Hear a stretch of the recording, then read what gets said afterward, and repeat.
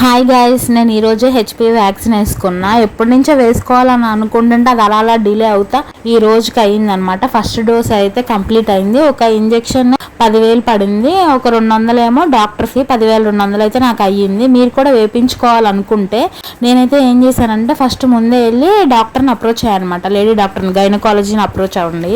అయిన తర్వాత నాకైతే నా స్టమక్ అంతా చెక్ చేసి సర్లే ఎప్పుడైనా వేసుకోవచ్చు, మీరు ఎలిజిబిలిటీయే, కోల్డ్ ఫీవర్ స్ట్రెస్ ఇవి లేకుండా రా అని చెప్పారనమాట. నేను మనీ పే చేసి బుక్ చేసుకొని కొంచెం తగ్గాక, వింటర్ సీజన్ కదా కొంచెం మైల్డ్గా ఉంటుందా అని చెప్పేసి వెళ్ళా అనమాట. ఈరోజు వెళ్ళాను, అయిపోయింది. సైడ్ ఎఫెక్ట్స్ అయితే ఏమీ లేవు. నేను వేయించుకున్నాను కదా, ఫీవర్ కూడా అలా ఏం లేదు.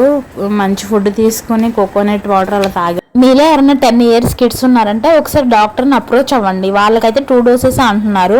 మ్యారేజ్కి ముందు వేయించుకుంటే ఇంకా బాగా పనిచేస్తుంది అంట. నాకైతే ఎలిజిబిలిటీ అని చెప్పారు.